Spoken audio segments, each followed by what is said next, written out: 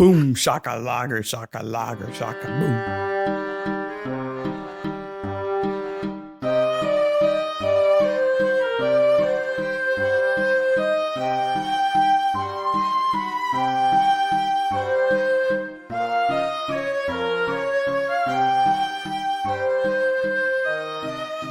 Hey, Maniacs. Hey, Maniacs. Welcome to Midsomer Maniacs. Midsomer Maniacs is a comedy recap podcast dedicated to the ITV series Midsomer Murders. Each week, we dig into an episode of the show, including the murders, the mayhem, the loonies, and everything else we love. I'm Mark Bell. I'm Sarah Smith Robbins.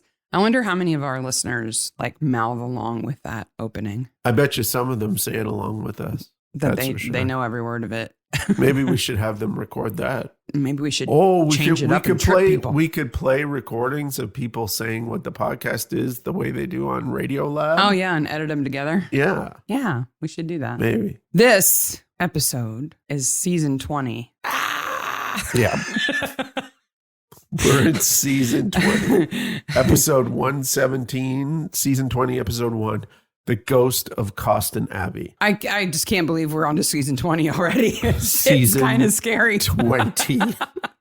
2 seasons to go. But they're going to make more. So. Hey, ITV, hustle, okay? Yeah, we're hustle. caught up to you. Because you didn't think we would, but we did. Well, pandemic.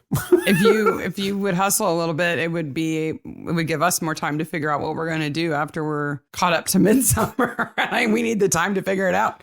In case you don't know, this is a spoiler podcast, so we talk about the whole episode. If you haven't seen it already, go watch it. We're going to talk about who the killer is. Yep. And if your children are young enough to understand spousal abuse and beer or ale, old enough to watch the podcast. Listen to the podcast. So recently we put out a picture of Bernie the Badger and encouraged folks to take a picture of themselves with it and where they are. And people have been sending them in. On Twitter, Instagram, and email. Using the hashtag Midsomer cool. Bernie and adding at Midsomer Maniacs. And I've been retweeting them and posting on the Instagram stories. So they're fantastic. They're absolutely fantastic. If you're listening to this podcast on the day that it comes out, you have 24 hours or less to submit yours to get a chance. We never said when on the first. And we didn't give a time. Yeah. We'll do it at the latest possible moment. That is still March the 1st. Then we'll go. So would that be Pacific? March the 1st. Yes, all of March the 1st, everywhere. Yeah. To send in your picture so that we can randomly draw 3 and you'll get a free t-shirt. Bernie Drifts t-shirt. That is, again, awesome. Hot selling. Because it's great. It's amazing. Everybody should want one. It's super. It and Socko Fox need to be like. They're our top designs, aren't they? They're our top designs. So stuff was going down on Facebook this week. Somebody mentioned, hey, have you guys heard of this podcast for Midsomer? For Midsomer? I really love it. And you guys all came out of the woodwork and said, Me too. Me too. And I said some cheeky responses like, I heard it's really good. One poor woman said, how do you get this in Canada? I said, well, you're in for a treat. The host is Canadian too. One of the hosts. Yeah. Yeah. That was fun. It was fun and we got so much love. And I just wanted to say I appreciate it all. Yes. Thank you. Well, we're climbing the charts. Let me tell you, we get weekly notifications about charts from Chartable, which is a podcasting chart site. And usually they're like, you're 431st in Italy. Yeah. Or something. Whoopity-doo-dah. But we've been having a good couple of weeks here, and we are in the top 200 podcasts for TV and film in the world and in the U.S. Woohoo! Which is insane. Yeah. There are so many podcasts being made. We're like 180. Yeah. I tell you what, you get on that chart, you get a lot of emails from people who are like, hey, will you promote this stupid product on your podcast? Will you advertise our ball shaving products? No. Sorry. No. I'm not interested. So I'm almost hesitant to talk about Patty's castration because somebody's using some kind of keyword search on the episode going, hey, they talked about balls again. Maybe we should hit them up about that manscaping product. No, it's dogscaping. Go away. On a more serious note, I know we have listeners in the Ukraine. Yeah. We're thinking about you. Be safe. Absolutely. Know that you're in our thoughts. Yep. I don't know what else to say except, wow, suck. I just want peace. Be safe. I want peace for Ukraine and Russia. Yeah, Should absolutely. just be peace. In the meantime, maybe we can bring some levity to the day. Well, we need to tell you about the schedule coming up. Oh, yeah, because we got something big coming. So the next episode is season 20, episode 2, Death of the Small Coppers. It is the 20th anniversary episode of Midsomer, and they did special stuff for it. There are 20 hidden Easter eggs in that episode. References to prior episodes that only a maniac would notice. Only a maniac would So notice. what are we going to do? We're going to live stream. We're going to live stream that episode, and that will happen on March the 19th? March 19th. Yes. At 2 p.m. Eastern Standard Time, same as our other live streams, which have been a blast. Oh, yeah. But we definitely want you all to come to this one, especially watch that episode. Maybe you'll have to watch it a couple of times to get all the Easter eggs. And I know Sarah and I are going to watch it without looking at any sites that list the episode. No, that's Easter cheating. egg. We're going to try to find all the Easter eggs. And we need your help because that's a cool thing to do on that episode. And we just thought it would be a great live episode, and we need some time to prepare for it. So we're going to take the 5th of March and the 12th of March off. Yeah, we just need a little bit of time and spring break here to make sure that we're ready so we can do something really awesome for that. So put it on your calendar, March the 19th, 2 p.m. Eastern. Yep. Midsomer Maniacs live for episode the 20th anniversary. 118. Yeah. So, and that has a connection to our first live stream, because the woman from the Copenhagen police forces shows up again. Yeah. Yep. So there's one of them. There's one of them. That's one of the 20. We'll give you that one. There's your center of the bingo card. Yeah. Yeah. But this week we're talking about season 20, episode 1, The Ghost of Causton Abbey, which has no ghost in it. No, there is no ghost in this episode. It was broadcast the 10th of March, 2019, filmed March and April 2017. So really 2 years in the can. 6.39 million views, directed by Matt Carter and written by Helen Jenkins. But the most important thing, more important than any viewer numbers or dates or any of that stuff, is the fact that Fleur appears. Annette Badlands, our favorite coroner. And it's Badland. Badland, sorry. It's not Winters. No. It's Winter. Fleur Perkins. Yes. The most kick-ass coroner in all of Midsomer, as far as I'm concerned. She is, it goes, to me, it goes Fleur, Georgie, Toby. Yeah. That's how it goes. And Toby's in what, 2 episodes? Toby's in like 2. Do you remember his hair? Yes. He has such fantastic. He looks noogied all the time. Yeah. Fleur shows up, basically kicks the door down of the whole episode and goes, "I'm here," in my blue jumpsuit. And she's just fantastic. Yeah. They tone her down later. Yeah. She's kind of overbearing in this first episode. Well, she's advocating the castration of an animal 2 minutes into her scene. And seems obsessed with it. Yeah. Like it's the only thing she talks about. Has he still got his nuts? Huh? It's quick, 15 minutes. You should cut him off. You should cut him off. My boyfriend can do it.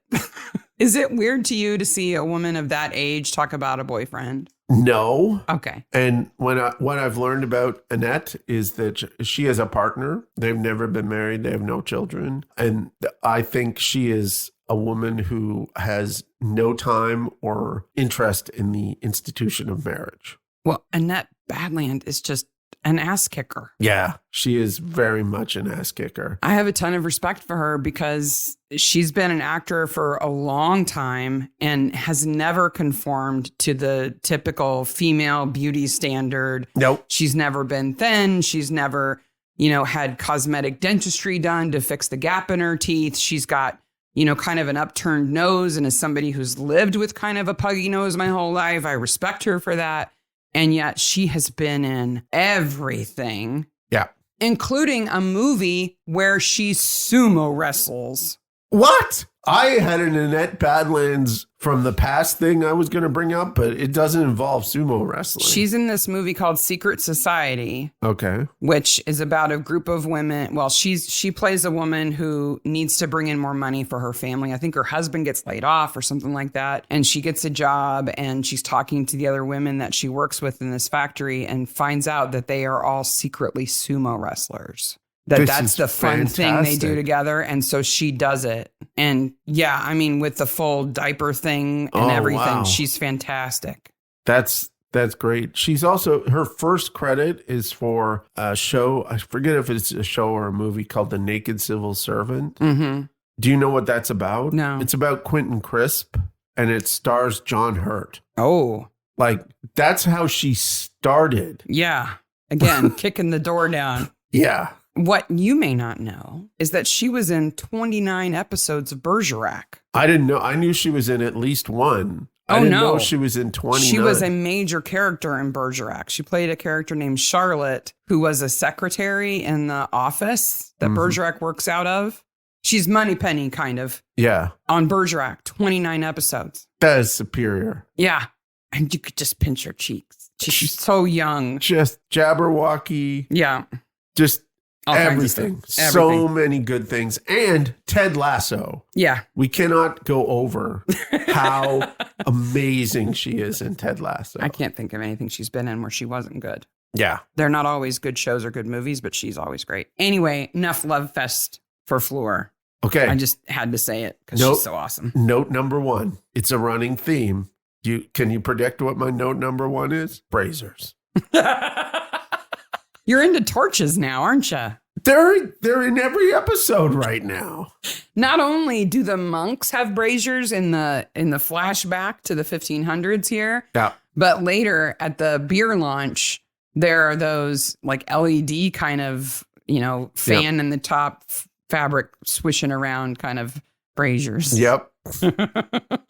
2022, the year of the brazier. So we go back to 1539 for the cold open. We're in a monastery and some monks are killing another monk. Is this the most set piece cold opening that we've ever seen in Midsomer? And by set piece, you mean? Like it is a whole complete story from start to finish, and it's something different than we've seen ever. No, the episode with the guillotine, I think has an opening good. That is just as kind of immersed. That's pretty good. Where you don't know, like, what time, where are we, what's going on. Well, we know what time it is here because we have the old-timey font. Yes, and it says 1539. Yes. And Causton Abbey. Yes. Do you know why 1539 is important for this? I would think maybe dissolution of the abbeys, monasteries. Destruction of the monasteries? Yeah. Yeah, that was going on. Okay. But there's something more important here. So in 1531, Henry VIII, he who was responsible for the destruction of the monasteries, Catholic Church in England, passed a law that said boiling alive is the capital punishment to be used for poisoners. Oh. So this is a few years later, right? Now they do something in this episode I wish they did. I wish they could have done, which is it's seen that Brother Josef is the poisoner, but I'd like to solve that mystery. You'd like to know whether he's really guilty or not. Yeah. Yeah. Well, it was also the punishment used for high treason at the time, too. Yes. It's been used as a torture method worldwide. Oh, it's not torture. You don't live from it. If they even just dip your legs in it, you're going to die. Ugh. Because it cooks your blood and then your circulation stops. Wow. It's not pleasant. No. And because I'm Sarah and this is what I Google, I found out that there were quick ways and slow ways. Is this like the frog in the pan where you put him in the pot and then you build the fire? No, it's a matter of how much do you want to make this person suffer? Right? Yeah. I mean, this is in the same time when people who were executed were drawn and quartered and hanged and beheaded. Like let's kill them 5 different ways. Judas Cradle, all sorts all of that crazy stuff like that. So there were people who deserved like a quick Dunkin' death. Yeah. And like a slow immersion. Because you would live for quite a while. Right. Oof. as you're slowly being lowered in. I wish I knew what he said in Latin. Yeah, I love that the subtitles just say a foreign language. It's clearly Latin. Yeah. He's praying, right? But I found this awesome quote. This is so great. Okay. So this is from a contemporary report from 1531 where the Bishop of Rochester's cook had been accused of poisoning people. Yeah. His name was Richard Roos. They tortured him. He kind of confessed, but we can't trust that. Yeah. And then they decided they were going to boil him to death, right? So this is what the report says. He roared mighty loud, and diverse women who were big with child did feel sick at the sight of what they saw and were carried away half dead. And other men and women did not seem frightened by the boiling alive, but would prefer to see the headsman at his work. They're like, can you just get it over with? Like cut his head off or whatever? But apparently pregnant ladies were especially sensitive to it. Like, why did they go? Stay home. Yeah. You don't have to go. No. It was employed again in 1542 for a woman who was accused of poisoning. But then during the very next reign, well, the first kind of long-term reign, Edward VI, in 1547, it was repealed. So it wasn't done. So it was only done from 1531 to 1547. Okay. So if Joseph had poisoned somebody later than that, he might have just been drawed, quartered, beheaded, and gutted or something. And not boiled. Yes. I was kind of surprised that the monks are doing it to each other, though. Yeah. I don't know how common that was. I couldn't find that. No. But there are a lot of extras in this. There's a lot of atmosphere and music and titles on the screen, which we don't usually see. No. But yeah, poor Brother Joseph is not a good way to die. So then the door, you hear the splash and the door closes and screaming. And then it opens, and we're at present day. I think that's a nice transition. It's very good. Yeah. Yeah. And we see that there are pictures of Brother Joseph all over the place. But they don't look like him. They don't look like... Because, they didn't have pictures back then. They didn't look like the actor, of course. No. But. Nor does the dummy in the pot who's holding the beer. No. But it is a really good mannequin. It's a super good mannequin. I make props like that. I looked at it so closely. I'm like, what do you think? Is that wax? Is that silicone? I can't tell. But that head is super well done. I got to think it has to be silicone because it's under lights and wax would melt. Okay, but think about Madame Tussauds. I guess. Right? Those are all wax. Yeah. It's a different kind of wax. That's true. It's much more solid than like candle wax. Yeah. But it's so well done. I can't really accept that it was made specifically for the show. Like it was an existing head they got a hold of and used. And it's so well done. I almost think it has to be somebody. So what you're saying is like he looks familiar. The Halloween mask is actually William Shatner. Yeah. Right. It's a Star Trek mask. Mm-hmm. That they just painted white. Right. I thought it looked like somebody too. So I did a reverse image search. Oh, clever. Good. So you take an image and you put it in Google and you can reverse. Because I kept looking at it going, it looks like somebody. And I got a lot of actors. Okay. And I thought it looked like one guy and he was on that list. So I was like, okay, I think it's that guy. But the first guy they thought it looked like was Stellan Skarsgard.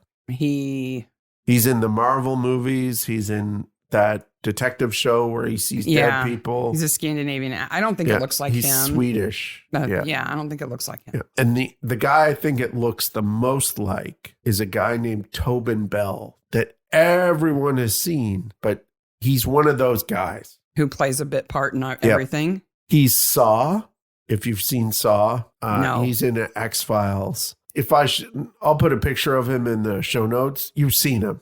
I thought he looked like the actor who plays the dad of the Lannisters in not Lord of the Rings, in Game of Thrones, Game of Rings, Lord of the Thrones, who gets shot on the toilet. He's a really well-known actor. I thought it looked like him with his face shaved. He's usually got facial hair, but I'm open to other suggestions too. But maybe it's a historical figure. That's Charles Dance. Charles Dance. Thank you. Yeah. His name was on the tip of my tongue. Anyhow, it's a really great head. Whoever did it. Good job. It's a super good head. So we're at the brewery run by Amani Taylor and her sister Fiza Jindal. And there is brilliant design work all over the place here. Yeah. There's posters, there's signs, there's a label on the bottles. For Cursed Brew. It's all really good. I got to give a high five to Anthony Noble, who's the graphic artist for this episode, because that label is just pure awesome. And then it's on the big banners and everything too. It's great. So it's a launch for this Cursed Brew that is a reference to the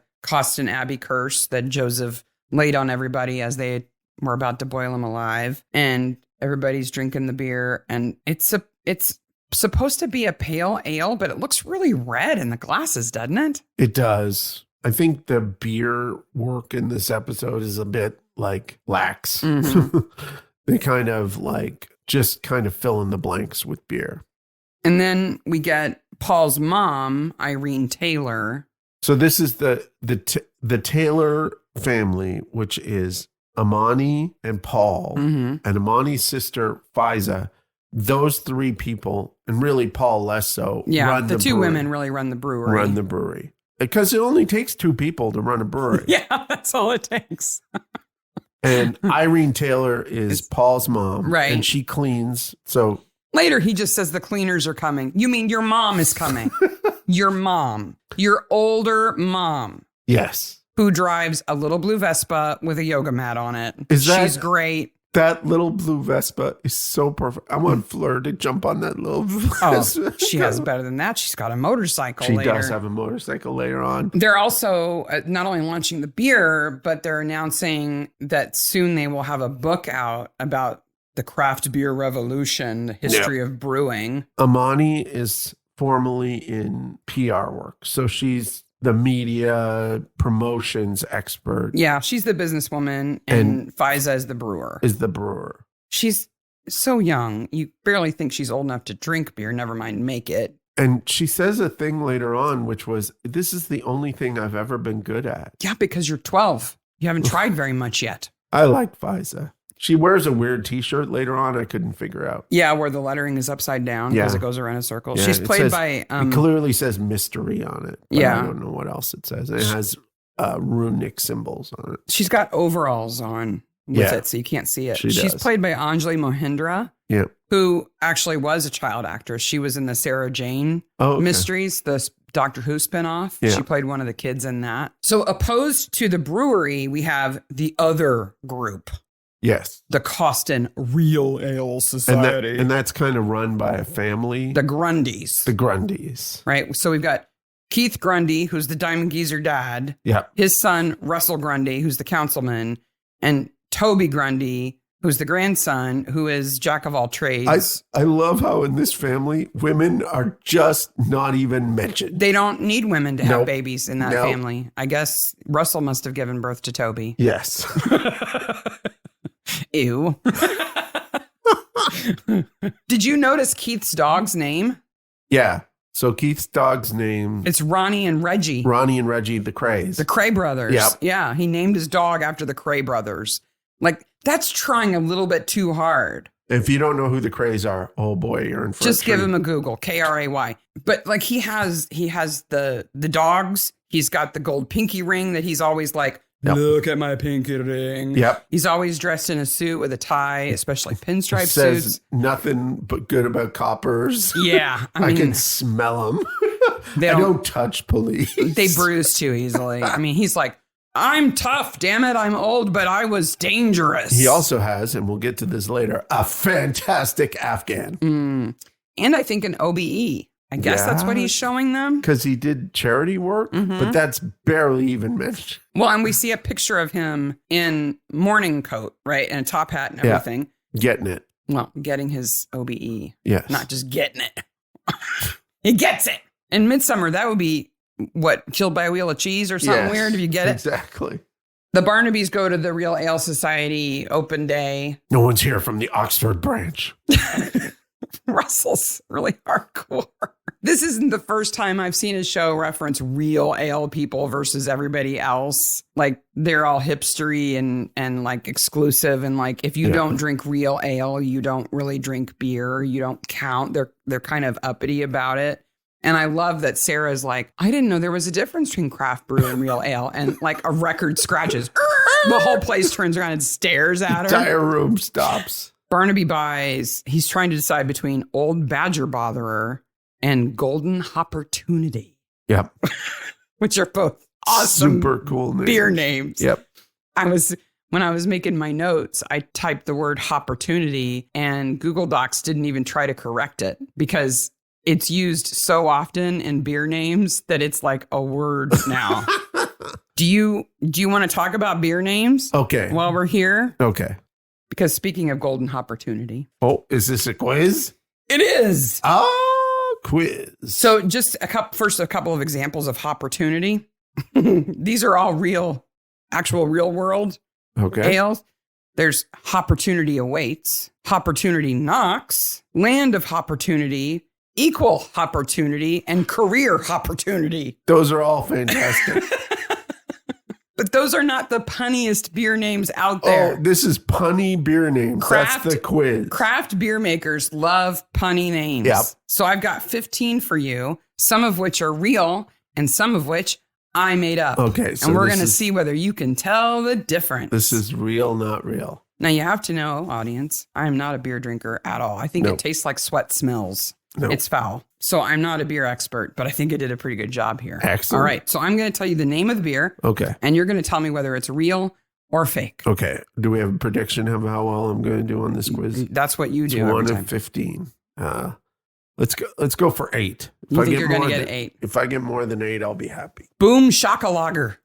Boom Shaka Lager. Boom Shaka Lager. Shaka Lager. Shaka boom. Real or fake? I'm going to go fake. Nope. It's real. Oh. It's made by a group called Terrapin Beer.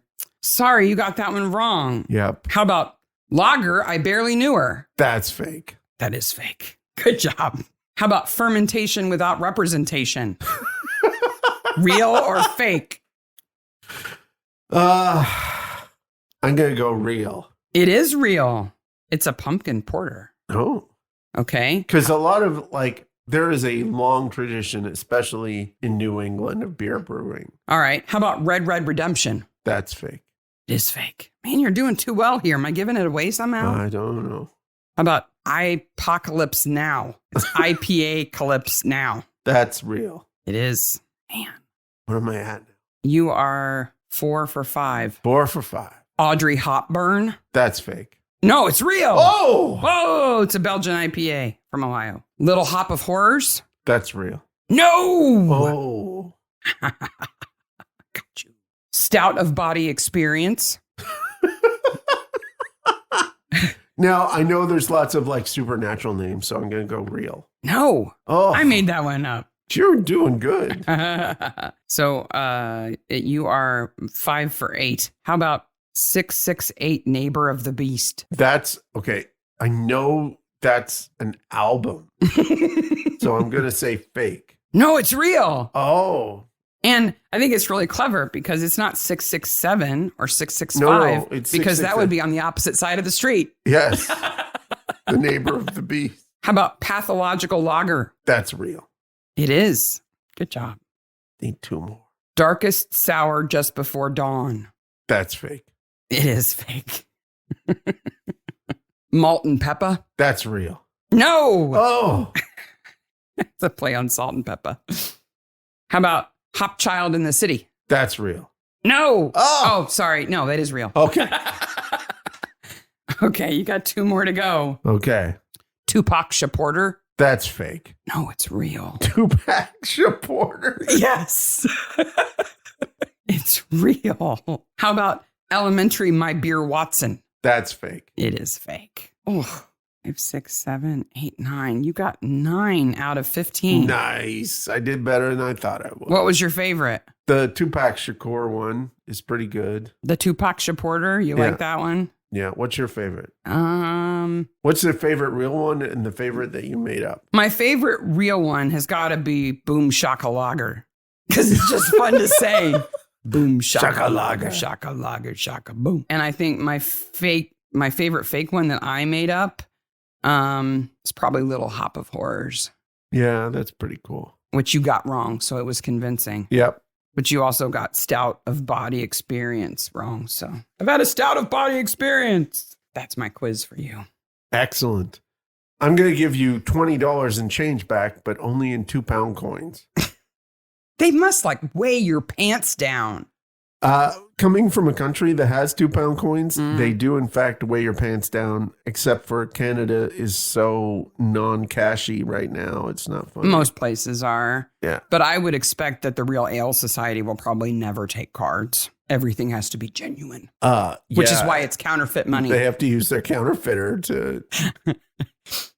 According to the UK banks, 1% of their 2-pound coins are probably counterfeit in circulation. Wow. At least 1%. That's a lot. It is. It's more than we estimate quarters in the US are fake. In Canada. They're hard to make. They have like an inner core and an outer core. Yeah. They have 2 colors of metal and they're fancy. Did you notice the big bird statue at the brewery? No, but you showed it to me, and that is a gigantic bird statue. It's like... I can't believe how big it is. It's like a 10-foot tall raven on a stump. Yeah. It's fantastic. And no one pays attention to it. I can only assume it's actually there. Yeah. Because it's too big to be a set piece. Why would they do that? Yeah. Right? It has nothing to do with the theme of the beer or anything like that. So I think it must be a real work of art. It's fantastic, but I could not find anything about it. If anybody listening knows anything about, and we'll post a picture in the show notes about, it looks like it's carved stone, probably. Yeah. I'd love to know more. I have other homework for our listeners too. Oh, okay. Once we get to the book. Well, then we got Adam Osaba dead in a vat. Adam is like, he steals some robes, which all the people working at the brewery. Yeah. All the wait staff are wearing monk's robes. So I don't really know why he gets in a robe. Yeah, because everybody there kind of knows him, but I guess he's there for nefarious purposes. So he doesn't want anybody to recognize that he's there. That's my only explanation. Why are you cleaning up? I have people to do that. That is the least Paul line ever. No, the cleaners are coming in the morning. Yeah, like Paul would... His mom is coming in the morning. Paul would stay late and clean. I think he's that kind of guy. And if his mom is coming to clean in the morning, why does she start in the brewing building? Yeah. Why does she even go in that building? I don't know. She should start in that room where they had the tasting and there's all the junk. Yep. But somehow she realizes something's wrong because poor Adam is brewed in a barrel. I don't think she would have noticed it. I don't think she would have been in that building. Yeah. She wouldn't have noticed a shoe up on like a floor above her. No. I mean, his bag is sitting on the floor. Okay, that's weird. Yeah. But she would not have gone up there and said, oh, a shoe. I think I'll open this boiling vat. Yes. But she does. Who knows why she does. She's yet another cleaning lady who finds a body and screams. Yes. She's a Mrs. Bundy. She is. Adam has been boiled alive, just like Brother Josef. Yes. And then Fleur shows up. Oh, Fleur. Are you a smoker, a heavy drinker? I give you another 30 years. That's what she says when he says time of death. Opening line. I'll need to consult a specialist and possibly a cookbook. I don't know who. Are you Cam's replacement? I don't know who Cam is. They clearly had no sense of boundaries. She's a bit stern with them initially. Yeah. Adam was there because he was writing the brewing book.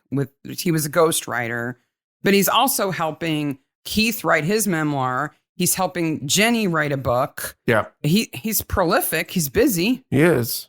And he also helps his Sylvia. Jaffa Gates to keep him going. He helped Sylvia, the retired stage actress in town, write her memoir. Yes. He's working hard, and now he's boiled to death. We don't even get to see more than his shoulder because he's only being held together by his clothes. Yeah. He's like a pot roast. Yeah, but in a jacket. How could the monk's robes hold him together? I assume his clothes were on underneath it. He didn't strip down naked and put the robe on. You're not a fainter, are you? I'll get you a chair. He does. Barnaby makes a pretty sick face when she pulls the sheet back. It's got to be gross. Gotta smell bad. Mm-hmm. Like beer and cooked meat? Yeah. Ugh. Not in a good way. I hope it smells bad. Yeah. Because it might smell good. If it smells good, that's worse. Oh, what's that wonderful... Oh! I've put beer in a pork roast before, you know? Yeah. And it smelled nice. We're long pig, right? That's what they call people. It might have smelled like a good pork roast. Ew, yucky, yucky, yucky. Adam, for for how hard he works, why does he use cassette tapes to record everything? I don't know. Wouldn't he have a digital recorder? Can you imagine having to scrub through cassette tapes to transcribe your notes? His whole workflow needs to be criticized. When they go to his house, Barnaby just makes a bad face the whole time. I don't know why. I don't think it's on purpose. It just happens that those are the shots they use, but he has this scrunched up, grossed out face all the time. Did you notice he has a really nice old Bakelite phone too? Yes, it's green and it's a rotary and it's hooked up to his 1982 answering machine. With Dave Reed leaving a message. Which is next to all of his cassette tapes. Damie gives chase. And I only have one note that says, "Into the mud, scum queen." Which is a reference, very obscure reference to The Man with Two Brains with Steve Martin. So Kwame Asante shows up and Winter has to chase him. And of course, he chooses to tackle him when they're above a mud puddle. Yes. So they have to roll around. Yep. But man, Winter can book. I don't know who's a better runner, Winter or Nelson. They're both like gazelles. There. Yep. They got the long legs and they're just going. And he totally tackles him, gets away. He doesn't get away. My family thinks I'm at a conference. Because we find out that Kwame Asante is the former partner of Adam. Yes. Though he says here that they just met. And this is something I like about this episode. The thing I like about this episode is all of the red herrings make sense. Like he lies to the cops here. Mm-hmm. He lies about being gay. Mm-hmm. He lies about faking Adam's death in the first place. Mm-hmm. He does all that. Like he has a very good reason to kill Adam. Yeah. He has super good reasons to kill Adam. Yeah. And I like that the red herrings have that. They're not even red herrings. Yeah. They're all alternative motives. Yeah. They're potential legitimate motives. Yes. I love that they invite Fleur for dinner and that Winter has not met her yet. Yes. And Sarah has not met her yet. And Barnaby tells them nothing. Winter checks himself in the mirror because who knows? She could be hot, right? Yep. She could be pretty. He liked Cam. And she comes to the door and just busts in and goes, "Cut that dog's nuts off," basically. The notes I have for that are Patty, castration, chainsaw, boyfriend. "Sorry, I'm late. I was removing a chainsaw from a chest cavity. I wish these farmers wouldn't drink." That's what she says as she walks in with 2 bottles of wine and says, "Where's the corkscrew?" Not, "Hi, I'm Fleur. Nice to meet you." No. Nothing. Just like, "Where's the party? I'm here." Yeah. He's still got his testicles. That's your problem. You say Patty. You say that in a different context. Yeah. Poor Patty. Man. Fleur has it out for his castration. He does. And Patty growls at a stranger in his own home. I think that's okay. He doesn't lunge at her. He doesn't try to bite her. And Betty? Where's Betty? Nowhere to be seen. No idea. Yeah. Finds out that the boyfriend is the boyfriend. You mean that Kwame and Adam were married before, right? And because Kwame has the prepaid phones in his bag that they had to, if they ever needed to get in contact, because they were deep in debt together. So Adam decided to fake his own death, make it look like a suicide, so Kwame could get the life insurance. But he has since remarried, then they've adopted a child, and he has his own life. And now Adam is saying, "I've got this big story. I'm gonna come out as being still alive." Yes. Which, that motive, I understand that Kwame would be really threatened by that. He has a life, and Adam would have turned it upside down and made him a criminal. Adam would have also been a criminal. If Adam came out of hiding and said, "I faked my death," he would also be going to jail. I don't care how big the story is. He'd be going to jail. It definitely. For fraud. Like, there's some issues there in terms of that. And next we go to. And a story about a brewery reselling somebody else's beer as theirs is not a good enough story. No. When it's their first beer. But the actress story is good enough. Yeah, but that gets out anyway. Yeah. Right? I mean, if this was, I don't know. I'm trying to think of a big brand name reselling somebody else's product as theirs. That would be like if Starbucks was selling Folgers this whole time. Yeah. Okay. Maybe that would be big enough, but not this. Yeah. The next thing we go to is Causton Town Council. And I am completely enamored by a thing that shows up on the screen momentarily. Well, so this is Russell Gardner because he's a town councilor. Yes. He's played by Tony Gardner, who basically plays the very same character in The Larkins. Yes. Except in the 1950s. He's the same stuck-up, poncy bureaucrat who thinks that he can get away with whatever. Who has something going on the side. Of course, he has a secret. Yeah. And he gets his in the Larkins too. I love how he's like, well, you can ask me any questions you want to in front of these other gentlemen. And then they do. And this is the scene before that. Oh, okay. Okay. So what do you see? He's putting down papers on the table. Uh-huh. Did you look at those papers? No. Across the top, they say Causton Town Council. Okay. It has an Earl that doesn't go anywhere. Okay. I almost bought the Earl because it's midsummercouncil.co.uk. And then it says Miss K. Kemble, ACIS Town Clerk. All right. Now, that's interesting for two reasons. Do you know what ACIS is about? No. Well, in England, there's an association of chartered governance. Okay. And they give out accreditations for local government people. Okay. So this is a way, if you want to become a civil servant in England, especially at a local level, you get this. It's like, I saw a lot of people with this in accounting or masters along with their names. So this is like a stamp of approval that says, you know the rules and you can work for a local government. Yes. And you'll follow those rules. Now, Kay Kemble is also interesting because Kay Kemble or Kira Kemble is an art department art director on several Midsomer episodes. So somebody's playing a little joke putting her name on it, or she put her own name on it as a joke. She didn't work on this episode, so I'm assuming that somebody who worked on this episode knew her and used her name. But we have seen her name before. Was it on the credit card? No, it wasn't the credit card. In the episode Sleeper Under the Hill, Sarah Barnaby goes away and she leaves a pie for Barnaby to eat. And that is a Kemble Fine Foods pie. Oh, you must have just searched your notes to see. I did. And there's no Kemble Fine Foods in England. That's fun. So little callback there. That's absolutely an Easter egg that no one would ever get, but we did. Well, another thing I noticed that I got to reference the art department on here is that on the incident board in the police station early on, the photo of Adam they have is of him almost like a selfie looking into the camera wearing a toque or sock hat, whatever you want to call it. And when they later find out that he had faked his death, the story that ran in the newspaper about his death is the very same photo. Before they know. So before they know that he's actually Adam Dumont, they have a picture of Adam Dumont. So where did they get the picture? It's a little mistake there. Yeah.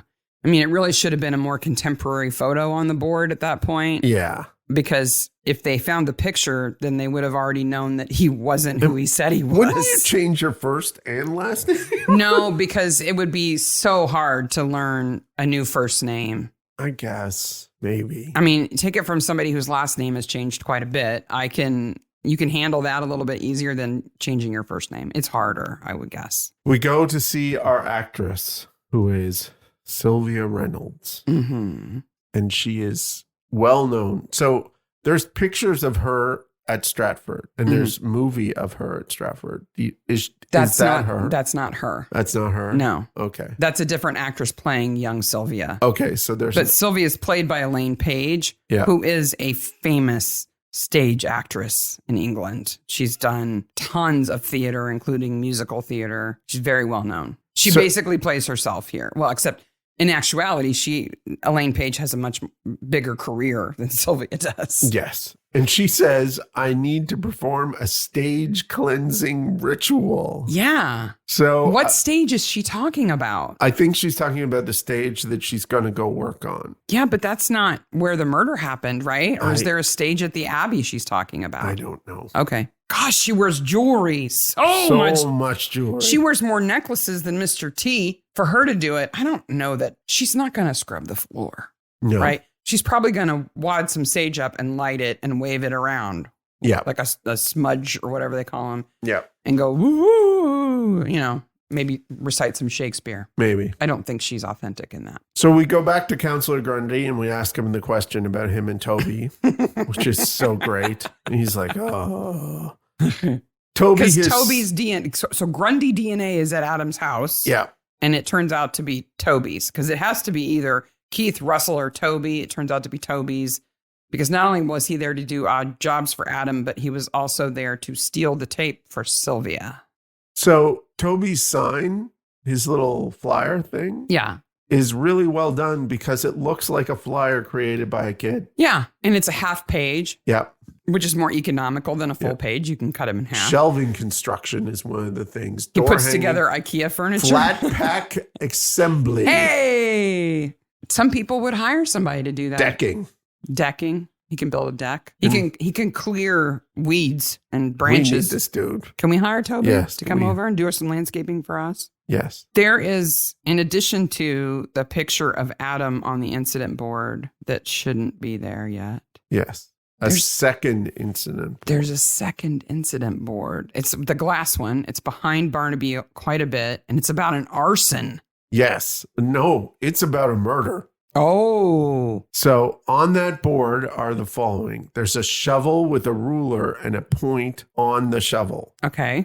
Like there's something on this shovel. Like blood spatter or something. There's a poster from the last episode. This concert should be free poster is on that on that board. There are fingerprints with people's names associated with them. There's a thing that says supplies from this sales invoice used in arson of fur barn or tar barn or something. There's a sales invoice. Yep. There's also x-rays of a cranium with a radial fracture in it. Oh. So I think somebody got beamed by a shovel in an arson. There's a picture of a barn with a whole big pile of stuff in it. Mm-hmm. That's clearly been burned. And one piece of paper is listed as urgent. I love that because it's like a whole nother mystery on that board. Yeah. That we don't know anything about. It's better than the cat board, remember? Yes. Where has this cat been? And I don't know if we're supposed to think that they're working that case too. Yeah. Or other people on the team are working that case. But they sure are all over that board. He turns and when he looks at the two beers through the light, he's looking through that board. Mm-hmm. Yeah. With the sun. So then we find out what Amina's scheme has been. That she has been substituting off-the-shelf beer for half of the beer that they're selling because they can't produce enough to keep up with demand because Russell won't let them expand the brewery because he's on the town council and they keep voting it down. Which is okay. You just don't take the orders. Just say we can't fill all the orders. Well, but Amina is not a logical businesswoman. Well, she's an alcoholic. She's an alcoholic and she puts success over ethics, right? Yes. So she's willing to do this because she's like, people don't know the difference. If you put it in a fancy bottle, they won't say anything. Like, yeah, but one's a blonde beer that looks like Budweiser and the other one's red. Yeah, I mean, there's a big difference between those two beers. It's so fakety fake. And it seems like a lot of trouble, too, to buy barrels or kegs of somebody else's. She's got to convince somebody, because she's not bottling. No, she's not out there with a tap going into the bottle and putting... I mean, they would have a line, right? Well, no, they just need two people to run an entire brewery. Poor Fiza must do a lot of work. Well, that's okay, because she gets killed. Yes. Okay. So then we have this scene where Paul goes to a construction site. Mm-hmm. And he throws her jacket, Amina's bloody shirt, into a hole and covers it with concrete. And they do a really nice shot there. Yeah. Of the camera is in the ground. and it has plastic over it. And he shovels the concrete on it. It's a nice shot. Because this shirt has blood on its sleeve. Yeah. And she has a cut on her arm, and she's such an alcoholic. She passed out the night of the launch, and she doesn't know whether she may have killed Adam. But that doesn't make her go, I've got to stop. No. Right? How on earth did the people around her who supposedly love her say, you're an alcoholic, but go ahead and open a brewery? Why didn't they say this is not a good business for you, Amina? You have a problem with alcohol. The last thing you need to do is be around alcohol all the time. Yeah, like that may have been the wrong choice to go into. By trade, she's a publicist and a marketer. She could have started all kinds of businesses. It didn't have to be a brewery. Yeah. It's a bad decision on her part. One of many bad decisions. So the old guy's watching a Western on TV, and he has a little interaction with Jenny here. But I'm convinced this may be the first Wilhelm scream that we hear. Oh, I don't think so. I think we heard one in the Hammer movie episode. Oh, yeah, right. Yeah. I think so. But there's definitely a Wilhelm You scream. should insert the Wilhelm scream here. Which you've all heard You've before. all heard. If you didn't know that's what it was called, you've heard it. It is the quintessential scream for movies and TV. And it's the same one used over and over all over the place. So let's talk about Keith for a little bit. Okay. Right? We talked about him kind of being a tryhard, about being a geezer and a gangster and everything. Yeah, we find out at the end of the episode. We can tell his whole arc. He puts up this big brave face, but it's all face. Yeah. He was just mostly a babysitter and a chauffeur. Yeah. He pretends that he was like a cray, like he was part of this gang. And it's a thing that he connects with his grandson. Because it impresses Toby. Yeah. To think that his grandpa was a bad guy. Yeah. And went to prison for it, and then came out and said, I'm going to do better with my life, and decided to do a bunch of charity work, right? But in reality, he started faking that story when he was in prison because it kept him alive to pretend to be a tough guy. Yeah. And when he came out, he just kept doing it. Yes. It is a well-developed character.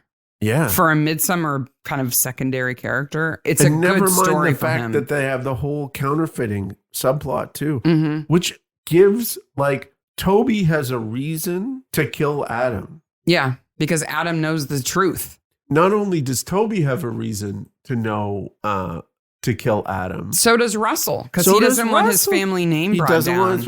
So again, I keep coming back to this. There are a lot of people with a reason to kill Adam or So Adam initially Amani is trying to figure out about this kind of murder that Keith references of this guy, Charlie, right? Yeah. So Adam is like, if you won't tell me where Charlie is and how he was killed, I'll find out. First, he's after that information. So he's going through all of Keith's gang contacts to try to find that out. And what he finds out in that process is that Keith was never really a gangster.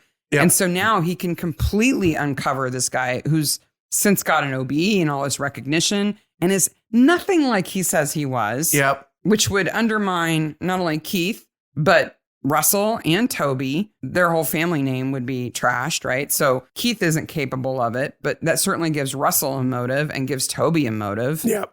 Absolutely. Great motives on that side. And Keith, who is the actor who plays Keith? What's his name? His name is Michael Byrne. You probably remember him from playing Nazis in lots of different things. Yes. Like Indiana Jones and the Last Crusade. Yes, he's the Nazi that goes over the cliff in the Indiana Jones and the He's either a Nazi or a gangster. He's got amazing eyes. Yeah, he is. Oh my gosh. Super good actor. His eyes are so awesome. Yeah. There's like this blue. So then there's the whole Sylvia storyline, which is she tells something to Adam on a tape and then has Toby steal the tape. Yeah, because she had had a little bit too much to drink and started bad-mouthing another actress. Yeah. And dishing all the dirt and calling names and everything. And Adam releases that story gets printed. Oh, when she sees the comments on the story, like, who is this lady? This is a story from a nobody. I don't even know who she is. Yeah. She's so devastated. That story is pretty word for word what it is. There's no hidden stuff in there at all. No. But she's not aging gracefully. She's not saying my career is over and I can enjoy my time now doing something different. She just keeps trying to recapture that and I stardom. Think that's an interesting storyline. And she has every reason to kill Adam then too. And I love that Elaine Page, who actually does that for a living, is playing that character because her career is gangbusters, right? But I'm sure as an actress, she's had those moments where she's like, is my career over? Should I just hang it up now? Or should I accept smaller parts, accept older roles, accept that I'm not who I used to be? And so I think it's brave of her as an actress to play a part of somebody who's so kind of parallel to who she actually is. So then we have Amani's death scene. And this is a good death scene. It is. They do a great job of juxtaposing the Barnaby house with the murder. Mm-hmm. Right? And she doesn't say, oh, it's you. No, she doesn't. She goes, what? Yeah. Or something. But I did more research on this episode, on this one scene, unfruitfully, than anything else in the episode. What scene? The Red Riding Hood reading scene. It's so inconsequential. There are somewhere in the neighborhood of 4,000 Red Riding Hood books. You tried to find exactly the book he's reading to Betty? You don't see? That is He's talking to a pillow. Weird book. If you look at the Red Riding Hood eyes, they are giant, okay? And second of all, there are flies in every one of those pictures. I don't know why there are flies. It is a weird book. I guess grandma's dead under the bed or something. There are flies all over that book. I couldn't, and it has an ISBN on the back? No, like a UPC. Like symbol. A barcode? Yeah, like a barcode. I think it's a real book, but I couldn't find it. So, dear listener, if you recognize this Little Red Riding Book, let us know what it is. It's clearly entitled Red Riding Hood, and it doesn't have an author on the front, but it's not a bedtime story. No, this is a story from the 17th century. It's a Grimm's fairy tale story, right? I mean, best case scenario is that grandma is imprisoned. At the very best. By an anamorphic wolf. Who can talks, who would be terrifying, and then is killed by a woodsman who comes in and chops his head off with an axe. That's the good version. That is at the very least, the least gruesome part of this story. But there are tons of, like, if you think about it, this is, let's just say the wolf is a man, okay, which is completely understandable. He gets into bed and kidnaps and or kills grandma. And then dresses as her. All sorts of weirdness. It's not a happy story. No. There might be justice at the end, but grandma's still dead or whatever, and there's a wolf, and it's not, I don't want to hear it before I go to bed at night. There's much better happy stories. The Red Riding Hood is like totally blood and it's not happy. It's not happy. But you still want to know what version of it that book is, because you want to know about the flies. Yep. Whose skeleton or skull is in the Abbey ruins basement where the counterfeiting setup is? Before we get there, let's talk about the stabby. Okay. Amani's stabby. So Amani is stabbed with... Impaled. Impaled. On a double-headed mattock.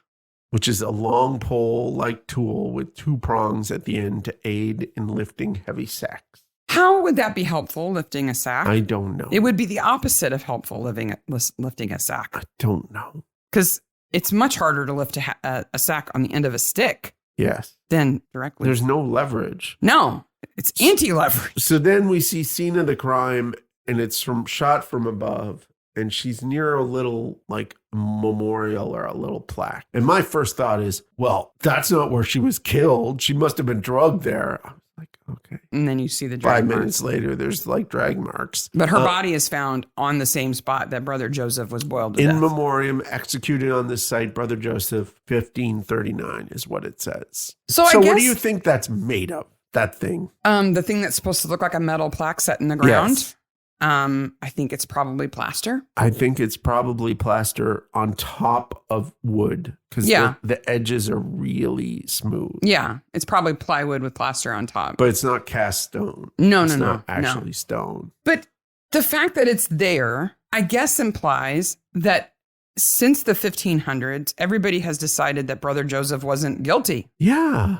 Because if he really did poison the beer and kill a bunch of people, he kind of got what he deserved. Well, okay. And doesn't deserve. Well, I mean, he should have been punished for his crimes. However, adequately. Yes, but he doesn't deserve a memorial, especially if he was killed innocent. a bunch of people. Yeah, he might be a mass murderer. Right. He may have killed half the town. Yeah, we don't know if he did it, and him cursing the Abbey doesn't make him any more or less guilty. No, he would do that either case, right? It all comes down to the rota. So that doesn't make any sense to me. I'm sorry. Okay. The plot in this episode is really good, but Amina was never going to be in the brewery the night of the launch. She ever. was not going to bring it. It was the night of the launch. Why would she be there that night? She would not have been working that night. So for our American people, a rota is a schedule or a rotation. Mm-hmm. But I know that word is weird. Rota. Yeah. Rota. But it's just the schedule, right? Of who's supposed to do what when. Yes. And we find out that Amina had cirrhosis. Stage 2. Mm-hmm. Lots of fractures. Because, as mentioned, alcoholic. And Fleur is like, she's an abused wife. So now we're like looking at Paul. Which I can completely understand from the evidence. They do such a good job at putting Paul in our headlights. Yeah. And we're to the point of the worst birthday party ever, which we'll get to. We're still thinking Paul at that point. Yeah. I never really believed that. I assumed that her injuries were due to her being really drunk and falling a lot and stuff. See, I remember when I saw this episode the first time, I was like, oh, I was kind of surprised. That's a trick because he doesn't seem like an abusive spouse. He seems very supportive and kind. Yes. And like a good dad. Yeah. But not only is Amina an alcoholic and a workaholic and kind of unethical, she's also abusive when she's drunk. Yes. And has attacked him and hurt him. He's got bruises and scratches. And he pulls up his shirt and it looks like she pummeled him and clawed him and Wolverined him. Yeah. And I find his explanation completely believable. Oh, he does a really good job. He does. And that's Jason Morales, by the way. He's in Agatha Raisin now. I love him in Agatha Raisin. He's so good in it. He's a good actor. Yep. So let's do the crumbling wall now. So we find the wall is collapsed. There's a skeleton in the wall. I think we're supposed to think that's Brother Josef. Oh, okay. They would have buried him there on consecrated ground? No. I guess. No. But what we really find is all the 2-pound coins. I think it would take a really high level of skill to counterfeit those coins. And I don't think Toby picked that up. I don't think it's a machine that you can just plug a coin in and say, copy. Yeah. Duplicate, please. And they go back and talk to Keith. And this is where he has the Afghan. The Afghan. Yes. That you're infatuated with. So that the Granny Square Afghan on his lap. Yes. So as early as 1830, Thomas Carlyle mentioned Afghan shawls. And wasn't referring to fabrics from the Middle East. No. It is a handcrafted object shown as state fair and exhibitions, along with patchwork and knitted quilts. So we don't know why they're called Afghans? Mostly because there were so many textiles coming out of Afghanistan and India at that time, like pashminas and all kinds of stuff like that. And saris and rugs and that fabric that has the weird shapes on it, which is paisley. Yeah, that's also all that's Indian. Yeah, and Afghan. But a crocheted Granny Square Afghan could not be less exotic. No, if it tried. it just became handmade. Yeah, right? It just stood for handmade. So the idea that they're granny squares comes from this notion that you take a bunch of extra materials you have left over from scraps of yarn. Yeah. And you give them you make the squares and usually have kids make the squares, right? That's a great learning technique. But Granny, who can't get around, she sews them all together. So she assembles. And that's their squares for Granny. Okay. So everybody makes them and then gives them to Granny, and she makes the Afghan from them. She makes the Afghan from them. I bet you we have listeners who have made Granny Square Afghans. Oh, I know I have. My mother did. I've probably made 10 of them over time. They're a really good way to use up scrap yarn. Yeah. He's got they're one. Colorful. Yeah. And they're It's handmade. very not posh, though, for a guy who's like, I'm so posh. Super not posh. They were very fashionable at one point in time to be worn against dust and wind on summer drives. Well, yeah, when you had an open top car, you needed something to keep you from getting covered in dirt while you were driving. What I like here is there's a nice reveal of Keith, and then there's a nice reveal of Sylvia when she's talking to the screen, watching the movie. She's so sad. She's so sad, and she does such a good job mouthing that character. I wanted to know whether or not it was. It wasn't her, but she has been in enough plays. I'm sure she knows those lines by heart anyway. Yeah. Yeah. The actress who plays young Sylvia is credited. So it's not her. Paul has Amani's blood all over his jumper. Something's up with Jenny. Let's go find them both at the worst birthday party ever. Because it's their son's 6th birthday. Yep. Why haven't they blown up the bouncy castle yet? They set the table, but didn't inflate the bouncy castle. It's kind of inflated. It's it's not. It's partially inflated. It's in a lump in the corner. Like, come on, do things in order here. We find out Jenny is terminally ill. Yes. And she has the same thing her sister had. Determined it's cancer. Her mother. Yeah. Well, yeah, her sister or her mother. But she's determined that Amani won't raise her kids because she's afraid that her being an alcoholic puts her kids in danger because she drives drunk and everything else. She knows they're in danger. Yeah. She has hurt her son. Yes. He's got bruises. Finn has been abused by Amani. And she's driven the children drunk. Yes. But instead of taking Paul aside and going, look, this is not okay. She you got to do something. Maybe. See, Paul is the abused here. Yeah. Right? So we need to flip the script and see Paul as the abused spouse and see him acting as the making excuses for her, feeling like it's going to get better someday. Amani. Yeah, I agree. He does. So she may have talked to him. But she still goes to kind of an extreme solution. Oh, she does. Like, well, if you won't listen, I'll just kill her. Yep.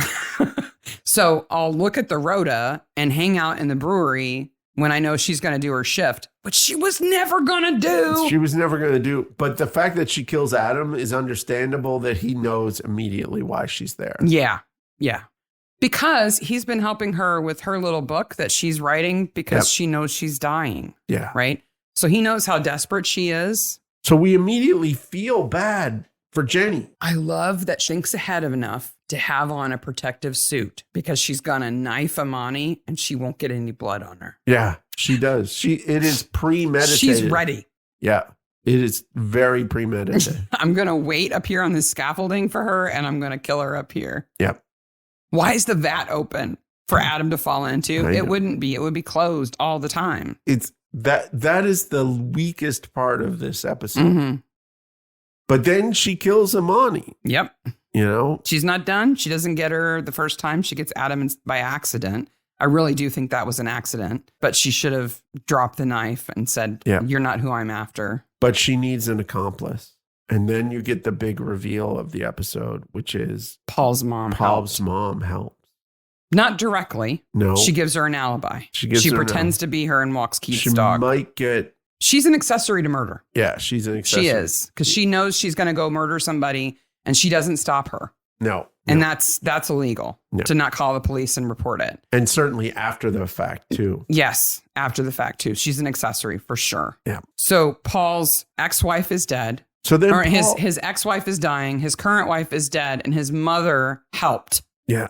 And he's like, you killed my wife. He is sad at the end. He is. And then we have the saddest birthday party ever. Poor Finn. Blow out the candles. You'll never see me again. This is my last birthday with my children. Even if she wasn't terminally ill, just your mom getting arrested at your birthday party is sucky. Never mind that she's also terminally ill. And grandma's going to prison too. Then it's just Paul and Fiza there going, I guess these kids are going to show up soon. I don't know. Like, what do you do? Worst party ever. Yep. And any parent walking into that room would immediately know something was up. The vibe for this party is kind of off. Why are there police cars outside? I remember taking my kids to parties when they were little where the parents of the birthday kid were fighting. Oh, yeah. And you could tell. You know right away. You know right away. It's like a fight in the Chuck E. Cheese parking lot. It's going to go down. Like, let's just give them the present and say we got to go. And then, okay, we're at the Abbey at the very end of the episode. Yep. This is the memorial site. Yep. And Fleur has to talk about Patty's balls again. Let it go, woman. Did you see the plaque for the Curse of Causton Abbey, which should be the name of the episode? It should be the curse. On the sign. Yes, because there's no ghost. Yeah. It should be the curse. Yeah. There's a picture of now 3 monks in a vat. But there's your evidence, though, that the body is Joseph, because there's a picture of the skull on the plaque. Yeah. So they must have made the connection and said that was Joseph's body. Then there's a big coffee and tea trailer, and you see in the overhead shot. Yeah. Yep. Okay. Best corpse. Nice corpse. Best corpse. Adam or Amani? I'm going to say Amani. Well, yeah, because we don't really see Adam. We just see his shoulder. Yeah, but Amani's pretty You got to give it to Amani for laying there with the being impaled and everything. Yep, absolutely. After the credits, worst birthday ever. I predict Finn doesn't celebrate his birthday very much for the rest of his life. It's probably kind of a bad day for him. Finn and his sister are in trouble mentally. Yeah, and so's their dad. And Paul... Wow. He's going to take care of them. I'm not worried about that. But, and Fiza's not done anything to go to jail, so they'll have an aunt anyway. Yeah. Kind of aunt. Completely would not surprise me if Paul latched on to Fiza. He's a little old for her, but. She's too young. She's going to be like, I don't need anybody. So. What about the Grundys? Okay. They were counterfeiting money. Yeah. Just forget about it. Let's make an arrangement. Yeah, can we make an arrangement? Barnaby's like, oh, you better watch yourself there. Watch out what you say on tape there. And he's like, I don't want to go to college. I'm like, you suddenly turned into a teenage stereotype. Yes. I wonder if Russell and Toby are going to find out the truth about Keith. He never really was the big time gangster. I think they probably do. He's going to have to admit it, I think. Yeah. I don't think he's going to be able to hide it. So Keith eventually dies. Toby, well, everybody eventually dies, but I think Toby's, he's entrepreneurial and will do anything for money. So we could see him show up as a builder in a future episode. Who knows? Who's a bit dodgy. And well, he's only doing everything for money because he wants to save up and travel or whatever he wants to do. And Sylvia has that awesome scene where she talks about where she was. She was at a plastic surgeon. Mm-hmm. That conversation she must have had with people. Yeah. Like, wow, she does such a good job. So Ginny's going to jail and then is going to die. I love how Kwame is just completely forgotten about. Irene is going to jail. Yep. Kwame is going to jail. Yeah. Toby is going to go to jail. Maybe not for very long, but for a bit. I hope that Paul and Fiza run the brewery too. That design is too good to go away. Is anybody going to drink it? I'm not sure I would drink it for at least a year. So all the stock has been gone through. You gotta change everything. Maybe they can give a call to the winery where there was a body in a vat and ask them how they recovered. I love how Barnaby's like, I didn't like beer anyway. I much prefer wine. I'm like the winery that just had the whole thing in it. There's bodies in the wine too, dude. Yeah, and in the cider. The cider, There's really nothing safe to drink. No. Have some water. Yeah. Lemonade, maybe. Coffee and tea. All right. So that's the ghost of Causton Abbey. Yes. Which should be called the Curse of Causton Abbey. So just to reiterate, we will be having a live episode on the 19th of March. So no episodes until then. Be there or be square. 2 p.m. Eastern. Taking a few weeks off to prep, and we will let you know. We'll get you all excited about that episode. I want to have 100 people here. Oh, yeah. That's what I want. I want to have 200 people here. So in advance, be sure to watch Death of the Small Coppers, season 20, episode 2. But don't go posting everywhere on the socials about all the Easter eggs that you find. Keep them to yourself. Keep them to yourself. Because there might be kind of a competition sort of thing. Oh, we have a couple of ideas. We've got some ideas. There might be some surprises. If all our ideas come to fruition, it will be the greatest Midsomer Maniacs episode of all time. Ever. Yep. I mean, this is the kind of stuff that gets us in the top 200 TV and movie podcasts in the world. Yes. You know? So, got to live up to it now. Yep. You find Midsomer Maniacs on Twitter, Instagram, and email. We also post on the Facebook groups for Midsomer and Acorn and the subreddit where you'll find other maniacs. I want to shout out, there was a guy in the Facebook group who said, everybody go over to YouTube and like and subscribe right now. Thank you. Until next time. Bye, maniacs. Bye, maniacs. Lager, I barely knew her.